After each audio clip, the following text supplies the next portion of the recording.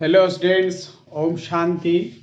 आज chemical equilibrium का second phase आयनिक इक्विलिब्रियम स्टार्ट करने जा रहा हूँ। तो सबसे पहले इस आयनिक इक्विलिब्रियम में you try to understand the acid and base. आप सेवेंथ क्लास में भी पढ़े होंगे एसिड बेस सॉल्ट चैप्टर में अर्हेनियस कंसेप्ट। तो ये आप कंसेप्ट पहले से जान रहे हैं, फिर भी एक बार मैं इसको रिवाइज कर देता हूँ। और आपका ये दो न्यू कंसेप्ट आया है, Bronsted Lowry and Lewis acid base concept. तो आप सोचते होंगे, you can think acid base का डेफिनेशन तीन साइंटिस्ट के द्वारा क्यों करते हैं। तो आप इनफैक्ट क्या है कि एसिड बेस टर्मिनोलॉजी का डेफिनेशन अभी तक एक परफेक्ट स्टेटमेंट नहीं आया है। हर एक स्टेटमेंट सही है अपने जगह में, लेकिन एक स्टेटमेंट दूसरा स्टेटमेंट से फिर फर्क पड़ जाता है। तो आप आज तक एसिड बेस का एक परफेक्ट कंप्लीट डेफिनेशन नहीं आ पाया है, जिस डेफिनेशन से सारे एसिड उसके अंदर आ जाए। तो कुछ एसिडिक सब्सटेंस अर्हेनियस कंसेप्ट से आता है, कुछ एसिडिक नेचर ब्रोंस्टेड लोरी से आता है, कुछ other acidic nature Lewis acid base concept से पकड़ते हैं। तो इस तरह से हमारा तीन कंसेप्ट को जानना जरूरी होता है। हो सकता है फ्यूचर में कुछ नया स्टेटमेंट आए related to acid base definition. तो आप हम पहले चलते हैं कि अर्हेनियस कंसेप्ट क्या था, जो आप सेवेंथ क्लास से आप जानते आ रहे हैं। तो जैसे आपको मालूम है कि हर एक केमिकल सब्सटेंस को डिफरेंट डिफरेंट स्टेज में, डिफरेंट डिफरेंट पार्ट में, डिफरेंट डिफरेंट कंसेप्ट की ओर क्लासिफाई किया गया है ना। तो जैसे आप इलेक्ट्रोकेमिस्ट्री के आधार पे जाएंगे तो सारे केमिकल को इलेक्ट्रोलाइटिक सब्सटेंस है, non electrolytic substance. Redox reaction के आधार पे जाएंगे तो all chemical substance classified as oxidizing agent and reducing agent. लेकिन कुछ ऐसे भी सब्सटेंस है जिसको ना आप ऑक्सीडाइजिंग एजेंट बोलेंगे ना रिड्यूसिंग एजेंट बोलेंगे। ठीक है। तो उसी तरह से आपको यहाँ पर आपको एज ए बॉन्डिंग के हिसाब से सारे केमिकल को electrovalent, covalent compound, polar compound इस तरह से क्लासिफाई किया गया है। तो जगह जगह में आपको डिफरेंट कंसेप्ट में आपको केमिकल सब्सटेंस को क्लासिफाई किया गया है। Here on the basis of certain particular nature and behavior, the all chemical substance classified as acid, base and salt। तो अभी यहाँ इसमें आपको एसिड बेस के बारे में जानकारी दिया गया है। तो सॉल्ट का डेफिनेशन जो है आप कंट्राडिक्टरी नहीं है, वो आपका एक जनरल कंसेप्ट है जो सभी सॉल्ट के लिए फॉलो होता है। लेकिन एसिड बेस के लिए आपको अलग अलग कंसेप्ट के आधार पे जाएंगे, तब पकड़ में आएगा कि हाँ रियल में ये एसिड के अंदर आएगा कि बेस के अंदर आएगा। तो हम चलते हैं, पहले हम अर्हेनियस कंसेप्ट में आते हैं। तो on the basis of Arrhenius concept, those chemical substance which gives hydrogen ion on dissolving into water, and blue litmus paper blue litmus paper turn into red color and sour in taste। आप उसको test करेंगे, टंग में रखेंगे तो आपको sourness आएगा test उसका। तो तीन आधार बना, on dissolving into water that chemical gives hydrogen ion, that furnish hydrogen ion or proton। Blue litmus paper यदि टच करेंगे उसमें तो आपको वो रेड कलर में टर्न हो जाएगा। एंड आप जब टेस्ट करेंगे इसको तो आपको सॉरी टेस्ट आएगा। तो ये इसके आधार पे जो एसिड का जो एग्जाम्पल आया था आपका नीचे क्लास से आप उसको जानते आ रहे हैं। तो जैसे तीन तो कॉमन आप सभी जानते हैं, HCl, आपका H2SO4 और नाइट्रिक एसिड। ये मिनरल एसिड है और ये स्ट्रॉन्गर एसिड में आता है, ये भी जानेंगे। स्ट्रॉन्गर एसिड आता है और मिनरल एसिड भी कहलाता है। फिर कुछ ऑर्गेनिक एसिड है और भी इनऑर्गेनिक में, जैसे कार्बोनिक एसिड और फॉस्फोरिक एसिड, ठीक है, और H2S, ये सब एसिडिक सब्सटेंस है। All that gives the hydrogen ion.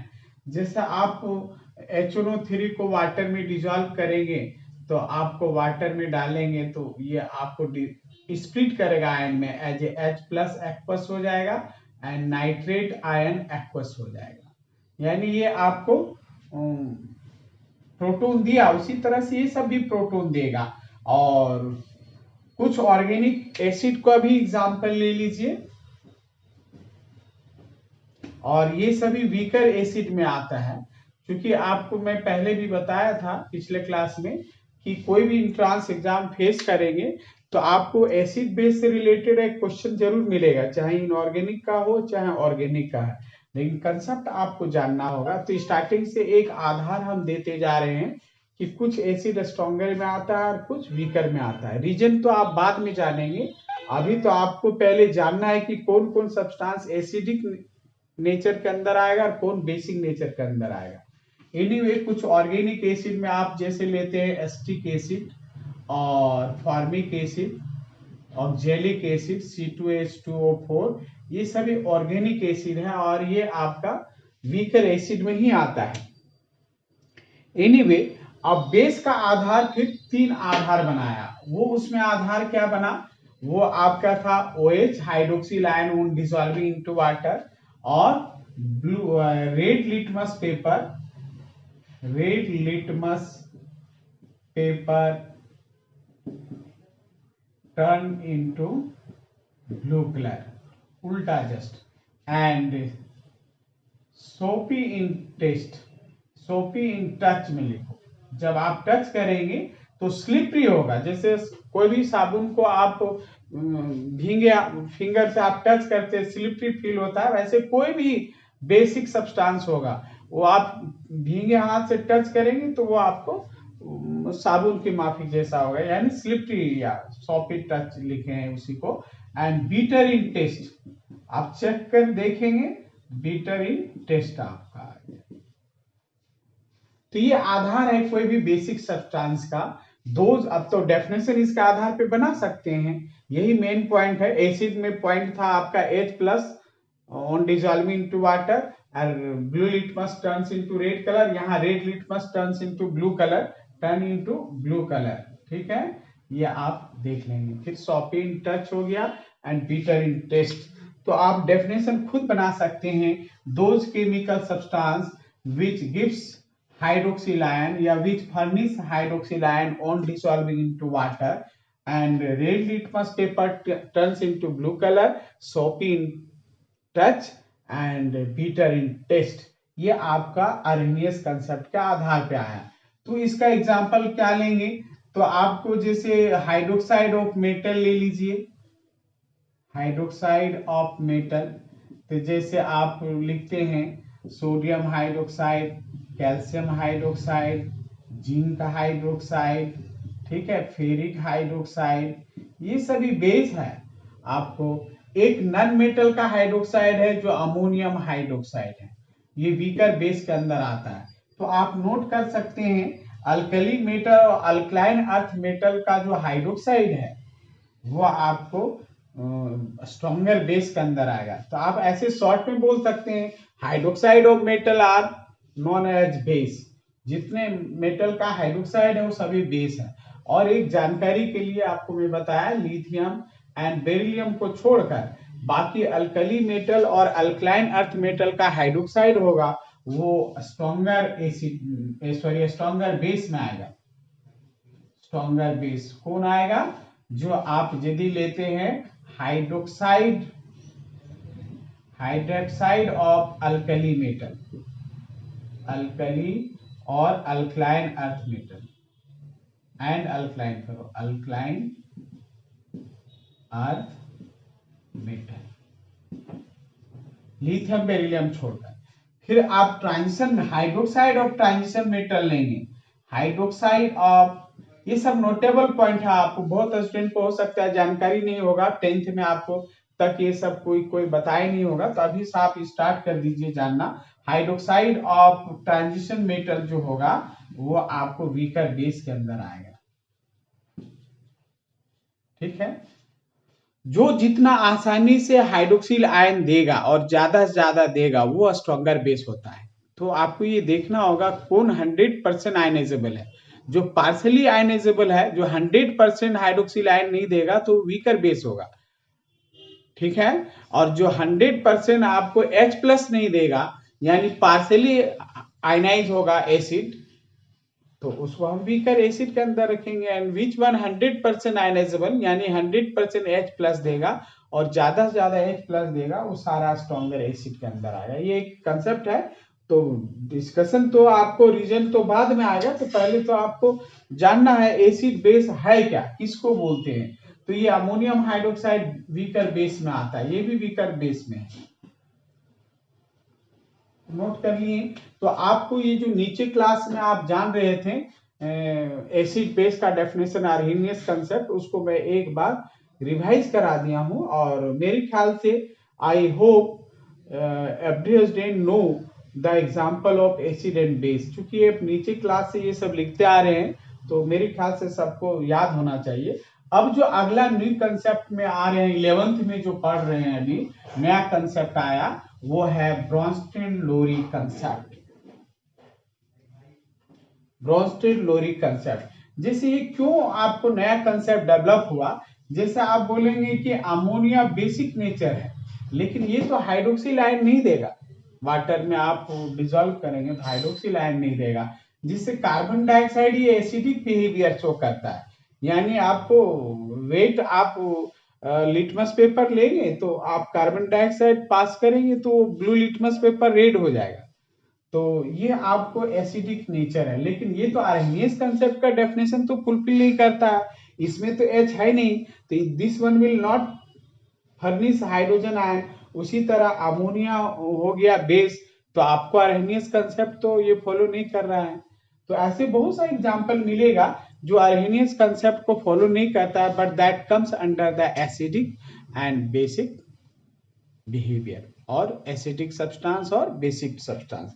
Anyway, अब हम लोग नया, इसीलिए हम लोग को नया कंसेप्ट आया, दूसरा साइंटिस्ट लोग अपना फिर एसिड बेस का डेफिनेशन बनाया, जो हमारा सेकंड कंसेप्ट है ब्रोंस्टेड-लोरी कंसेप्ट। तो जब हम कंटेंट, हम पहला लेक्चर में बताए थे कि इस फेज से अक्सर क्वेश्चन इससे आएगा, ब्रोंस्टेड-लोरी कंसेप्ट। कंजुगेट एसिड बेस पूछता है जनरली फाइनल एग्जाम में। तो आप जानिए, बहुत सिंपल स्टेटमेंट है ब्रोंस्टेड-लोरी कंसेप्ट का। The hydrogen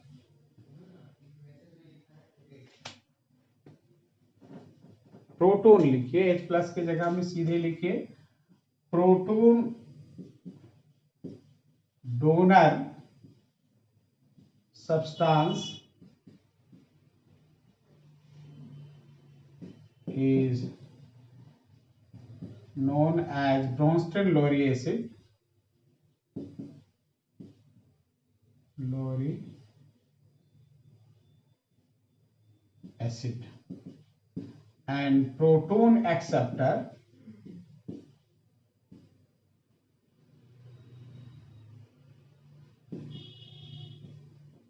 is called Bronsted-Lowry base। जो प्रोटोन देता है, प्रोटोन मीन्स H+ देने वाला को हम ब्रोंस्टेड-लोरी एसिड बोलेंगे, यानी, और प्रोटोन एक्सेप्ट जो करेगा उसको हम ब्रोंस्टेड-लोरी बेस बोलेंगे। तो इसका भी एग्जांपल जान लीजिए। तो इसके आधार पे अब कोई भी आयनिक सब्सटेंस भी एसिड बेस के अंदर आ जाएगा, ठीक है। तो यहां पर ध्यान दीजिए, जैसे आप यहाँ पर अब ब्रोंस्टेड-लोरी का जो डेफिनेशन है और आर्हेनियस का डेफिनेशन है, वहां भी बोलता है H+ देने वाला को, यहाँ भी। तो ये एक कॉमन बात दोनों को मिल रहा है, लेकिन बेस तो H+ एक्सेप्ट नहीं करेगा। जैसे आपको सोडियम हाइड्रोक्साइड है, ये बेस है आर्हेनियस कंसेप्ट के हिसाब से, तो ये तो H+ एक्सेप्ट नहीं करेगा, जबकि ब्रोंस्टेड-लोरी का कहना है कि proton acceptor is called base. तो अब उसके डेफिनेशन के हिसाब से कुछ सब्सटेंस आएगा। अब यहाँ पर एक एग्जांपल हम यहाँ पर सेट कर रहे हैं, जैसे हम लेते हैं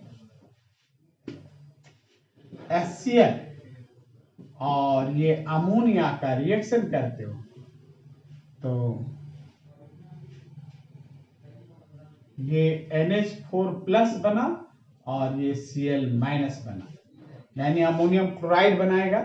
ये देखो यहाँ पर एक लोन पेयर इलेक्ट्रॉन है, ये इसमें H प्लस एक्सेप्ट कर लेगा, ये तो ये प्रोटॉन H प्लस दे रहा है, तो ये प्रोटॉन डोनर हो गया, तो ये ब्रोस्टेन-लोरी के आधार पर इसको एसिड बोलेंगे। और चूंकि अमोनिया एक्सेप्टिंग H प्लस, तो वो क्या हो जाएगा, ये बेस हो जाएगा। ठीक है, तो अब यहां कहना है कि कोई भी species, any species which gives hydrogen ion, that is called the Bronsted Lowry acid. And any species, species मतलब यहां पर न्यूट्रल भी हो सकता है और आयनिक सब्सटेंस भी हो सकता है, तो any species which accept proton, that is called the base. तो अब यहां से हम लोग जानेंगे कि जैसे ये आपको एसिड 1 हम बोलेंगे, ठीक है, लेकिन अब जब HCl ये प्रोटॉन दे दिया तो बचा क्या, Cl माइनस। अब ये Cl माइनस जो आयन है, यदि ये H प्लस इसको देगा तो ये एक्सेप्ट करेगा कि नहीं, तो ये प्रोटॉन एक्सेप्टर हो गया। तो अब देखिए यहां पर acid after giving H plus, the remaining species can accept the proton and remaining species known as the conjugate base of that acid। अब देखो ये भी बेसिक बिहेवियर होगा, क्योंकि वो H प्लस एक्सेप्ट करेगा, तो इसको हम ये जो बेस है आया कहां से, इस एसिड 1 से आया, इसलिए इसका नाम पड़ गया बेस 1। और हम लोग इसको बोलेंगे जब एसिड H प्लस देता है तो remaining part behaves as a base and that is called conjugate base. Conjugate base of acid जो भी होगा, जैसे यहां ये Cl माइनस कंजुगेट बेस कहलाएगा, कौन एसिड का, HCl का, एसिड HCl हो गया। उसी तरह से अब देखिए इसका तो नाम पड़ गया बेस 1, तो अमोनिया एक्सेप्टिंग द प्रोटॉन, तभी तो NH4 प्लस बना, अभी पहले NH3 था, ये H प्लस लेने के बाद ये NH4 बन गया, तो ये this compound accepting proton, so this is the base. लेकिन बेस 1 का नाम पड़ गया, इसलिए इसको बेस 2 नाम रख सकते हो। ठीक है, अब ये जब बेस ये एक्सेप्ट कर लिया प्रोटॉन, तब then that becomes the NH4 plus. अब NH4 प्लस बन गया, तो आप देखो ये स्पेसिस अब H प्लस दे सकता है, ये प्रोटॉन डोनर है, तो अब ये बेस था पहले before accepting proton, but after accepting proton now it behaving as a base. और जब भी कोई बेस प्रोटॉन लेता है तो फिर वो दे भी सकता है, इसलिए after accepting the proton the resultant species known as the conjugate acid. Conjugate acid. तो चूंकि ये एसिड किससे बना है, बेस 2 से, तो इसका नाम रख दो एसिड 2। तो ये बेस 1 हो गया। तो अभी यहां एक एग्जांपल बताएं कि जब एसिड और यहां बेस लिया तो एसिड H प्लस इसको दिया, और देने के बाद रिमेनिंग पार्ट वो एज ए बेस बिहेव करने लगा, तो उसको हम कंजुगेट बेस बोलेंगे ऑफ दैट एसिड। फिर यहां जैसे अमोनिया एज ए बेस है, after accepting the proton now remaining और resultant part behaving as acid, that is called conjugate acid. So you can say any acid, note कर लो इसको, any acid after removing H plus, the remaining part शायद दिखाई पड़ रहा होगा, the remaining part behaves as acid, base, note कर लीजिए। And यहां ऊपर लिख रहे हैं and such base is called conjugate base. Conjugate base, such base is called conjugate base of that acid. Similarly, you can write when any base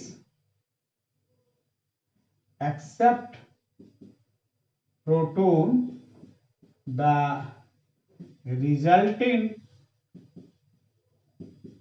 part acts as acid.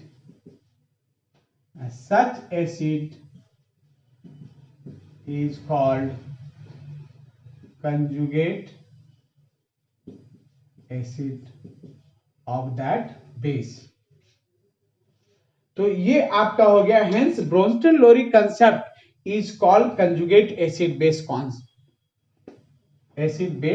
Conjugate acid base concept. ठीक है, तो अब देखिए आप यहां से एक conclusion के रूप में लिख सकते हो, each acid has its conjugate base. हर एक एसिड का अपना एक कंजुगेट बेस होता है। अभी जस्ट बताएं, एसिड यदि आप H+ दे दिया कोई एसिड दूसरे सब्सटेंस को, तो रिमेनिंग पार्ट वो बेसिक बिहेवियर काम करता है। तो लिख सकते हो, each acid has its conjugate base and each base has its conjugate acid. Hence आप लिख सकते हो, hence Bronsted-Lowry concept is also known as conjugate acid base concept. Conjugate acid base concept. ठीक है, तो मेरे ख्याल से आपको जानकारी में आ गया कि अब इसके आधार पे आयनिक स्पेसिस भी एसिड बेस के अंदर आ जाएगा। और आपका एक नया चीज जाना कि हर एसिड का कंजुगेट बेस होता है और हर बेस का कंजुगेट एसिड होता है। अब थोड़ा सा कंपटीशन लेवल में आपको थोड़ा सा हम डायरेक्ट करना चाह रहे हैं यहाँ पर, तो इसको यहीं पे थोड़ा देख लीजिए। अब आपको 11th स्टैंडर्ड में जो क्वेश्चन आएगा वो क्या पूछेगा वो भी हम बता देंगे अभी, लेकिन थोड़ा सा अभी हम यहाँ पर रुक के थोड़ा सा कंपटीशन लेवल का इनपुट हम बता देना चाह रहे हैं, तो उसको ध्यान से समझने की कोशिश कीजिएगा, ये बहुत काम आएगा। बहुत सा बुक में ये सब आपको लिखा हुआ इस तरह से नहीं मिलेगा समझने के लिए, लेकिन यहाँ आप समझ लीजिए पहले। जैसे आप यहाँ पर ध्यान दीजिए, HCl जो है ये स्ट्रॉन्गर एसिड में आता है। आप पहले भी बताएं अर्हेनियस कंसेप्ट में स्ट्रॉन्गर एसिड मिनरल एसिड ही स्ट्रॉन्गर एसिड में आता है, और अमोनिया जो है आपका ये वीकर बेस में आता है, वीकर बेस में आता है। ठीक है, अब ये चीज दो चीज जान रहे हो, अब इसको ध्यान से समझेगा।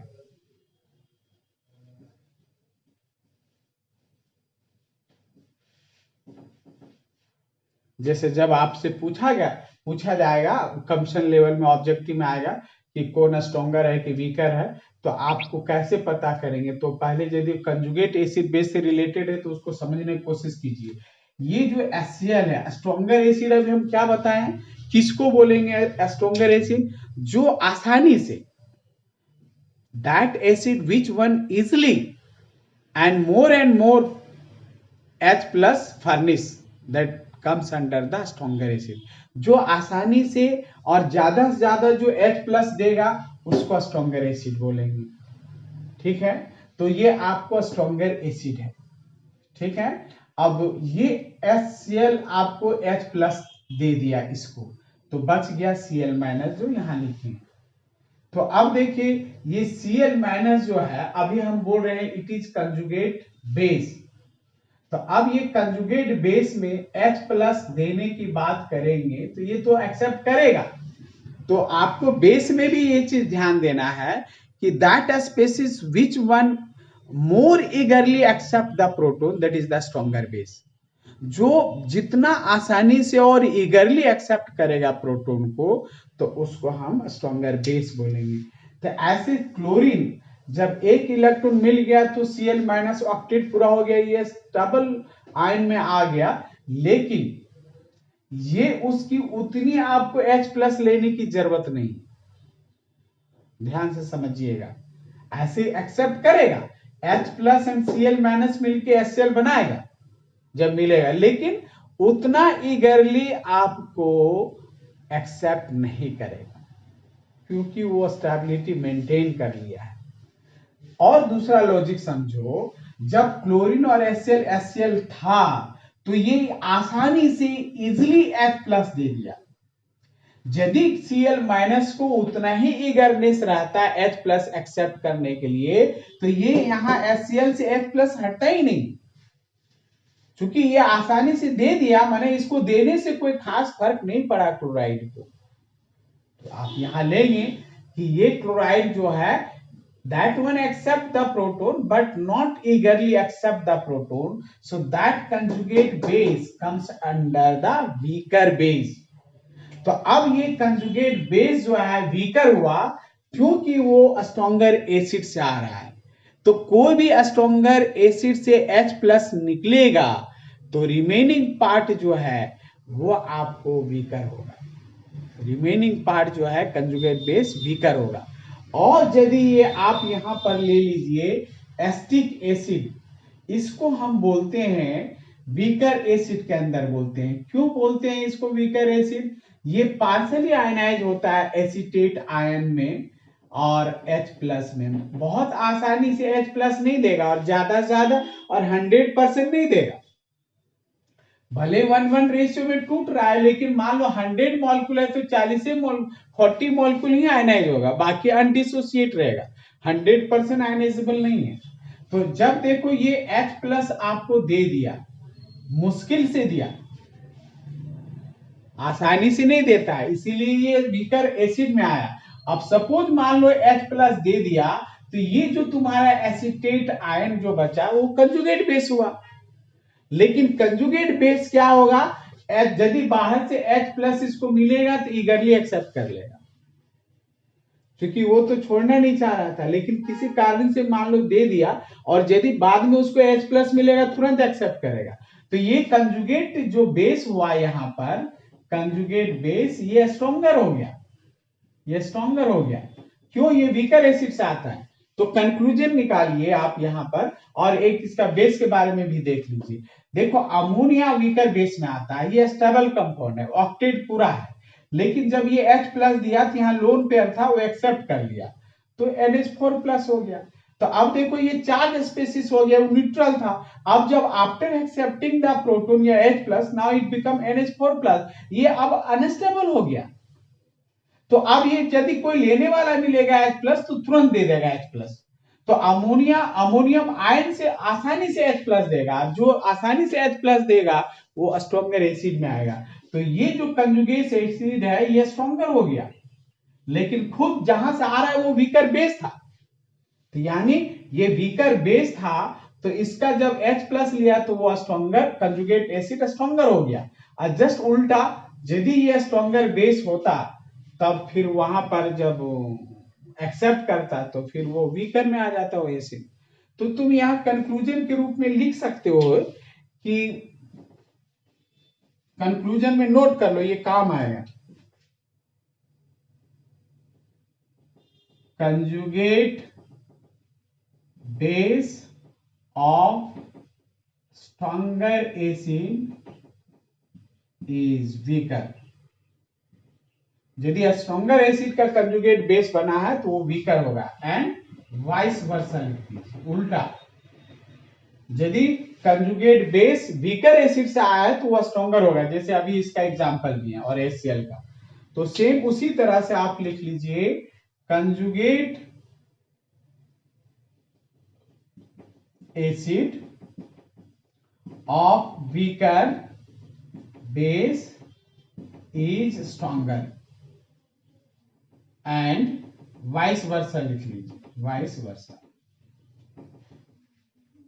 ठीक है, तो ये एक इनपुट हो गया कंप्शन के लिए। जैसे अब हम यहां बात करेंगे, अब कोई भी आयनिक स्पेसिस होगा तो अब उसको पूछेगा कि स्ट्रॉन्गर है कि वीकर है। जैसे थोड़ा देर के लिए हम बात करेंगे PO4 3-, ये तो आपको कंजुगेट बेस है, फॉस्फेट आयन।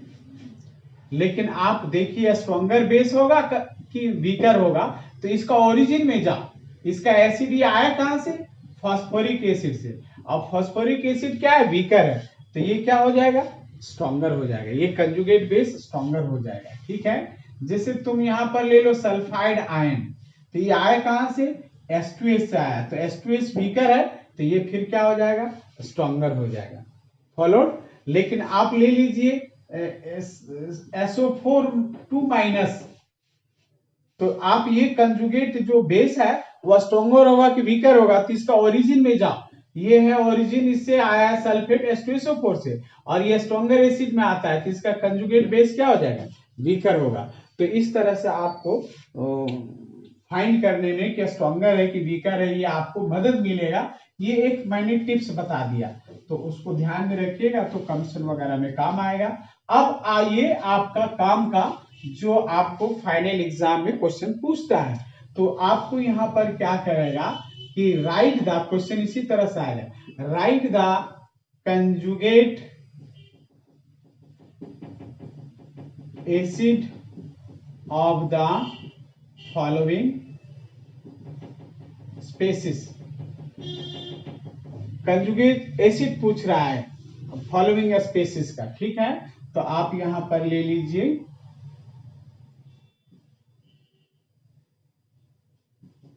NH2 माइनस, फिर